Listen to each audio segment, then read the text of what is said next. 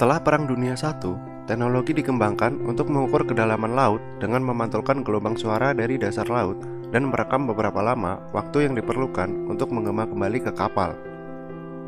Teknik ini bernama echo sounding atau sonar. Dengan bantuan sonar, para ilmuwan mulai membuat detail survei dari kedalaman laut. Pada 1950-an, sampailah pada kesimpulan yang mengejutkan. Ada rantai gunung bawah laut besar yang mengelilingi dunia. Rantai ini sekarang dikenal sebagai Mid-Oceanic Ridge dan merupakan rantai gunung terpanjang di dunia. Membungkus di seluruh dunia lebih dari 37.000 mil atau sekitar 60.000 km. Pada peta yang menunjukkan topografi dasar laut, punggungan laut telah muncul seperti resleting besar di bawah permukaan planet. Setelah Perang Dunia II, kemajuan lebih lanjut dalam teknologi dan minat yang meningkat pada dasar laut menyebabkan dua penemuan yang lebih mengejutkan. Menggunakan alat yang disebut magnetometer, yang awalnya dirancang untuk mendeteksi kapal selam, para ilmuwan menemukan variasi magnet aneh di dasar laut. Ketika batuan cair mendingin, partikel-partikel magnetik atau mineral di dalamnya menjadi sejajar dengan medan magnet bumi. Sepanjang sejarah manusia, medan magnet bumi telah menunjukkan ke arah utara. Ketika ahli kelautan mengukur magnet di bebatuan yang ditemukan di sekitar punggungan samudra, mereka menemukan pola bergaris aneh yang berjalan sejajar dengan garis tengah pegunungan.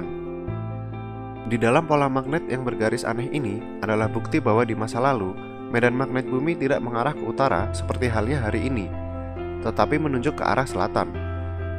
Entah bagaimana itu kebalikan dari sekarang. Para ilmuwan sekarang percaya bahwa pada kenyataannya, medan magnet bumi telah terbalik antara utara dan selatan lebih dari 100 kali selama 75 tahun terakhir. Para ahli kelautan yang mempelajari dasar laut juga terkejut menemukan bahwa ada pola yang cocok atau gambar cermin dari magnetisme di setiap garis pegunungan laut. Para ilmuwan saat ini mengusulkan ide radikal untuk menjelaskan pola magnetisme yang mereka ukur di sekitar punggungan samudra. Sebuah proses yang mereka sebut sea floor spreading. Mereka menyarankan bahwa dasar laut yang baru terbentuk pada sumbu punggungan Mid-Oceanic Ridge didasari oleh letusan gunung berapi bawah laut. Pada kerak yang baru mendingin, lapisan tersebut mengambil arah medan magnet saat ini. Ketika dasar laut menyebar, perlahan-lahan memindahkan kerak samudra baru menjauh dari kedua sisi sumbu punggungan. Seiring berjalannya waktu, karena pembalikan berulang medan magnet bumi dan penyebaran dasar laut yang terus-menerus, pola garis magnetik mirip zebra terbentuk di setiap Mid-Oceanic Ridge. Gagasan penyebaran dasar laut dikonfirmasi kemudian ketika para ilmuwan menggunakan kapal pengeboran yang dirancang khusus untuk mengumpulkan sampel dasar laut untuk menemukan umurnya.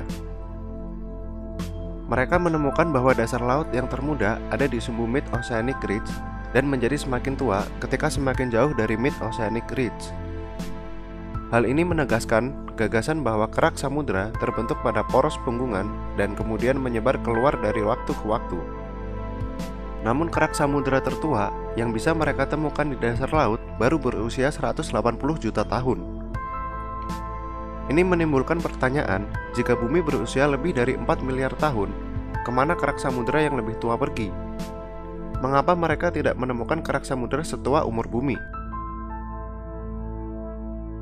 Pada tahun 1965, ilmuwan Kanada J. Tusco Wilson datang dengan sebuah gagasan yang menyatukan konsep pergeseran benua Wegener dan gagasan sea floor spreading, dan juga menjelaskan misteri kerak samudra yang lebih tua yang hilang.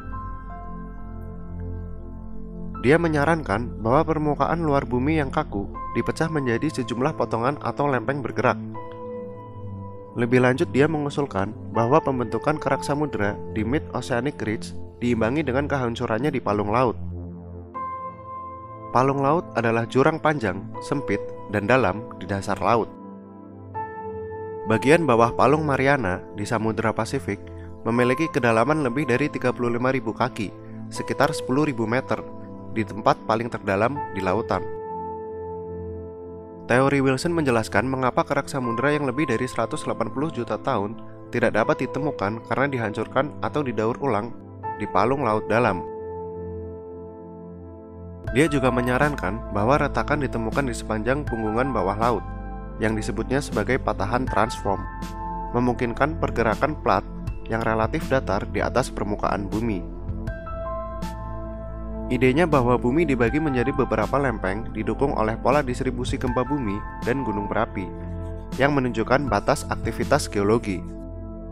Sepanjang 1960 dan 1970-an, bukti dan dukungan untuk ide-ide Wegener dan teori Wilson tumbuh dan berkembang menjadi konsep yang sekarang kita sebut lempeng tektonik. Apa yang pernah dianggap sebagai ide liar, kemudian teori, telah menjadi ilmu yang diterima. Buku teks di mana-mana ditulis ulang dan para ilmuwan di seluruh dunia mulai memasukkan lempeng tektonik dalam bahan ajaran dan penelitian mereka. Kesadaran baru bahwa permukaan planet lebih dinamis dan rumit daripada yang pernah dipikirkan memunculkan pertanyaan dan teori tentang interior bumi. Dengan ini, muncul salah satu bagian yang hilang dalam teori Wegener, yaitu kekuatan pendorong untuk pergerakan benua.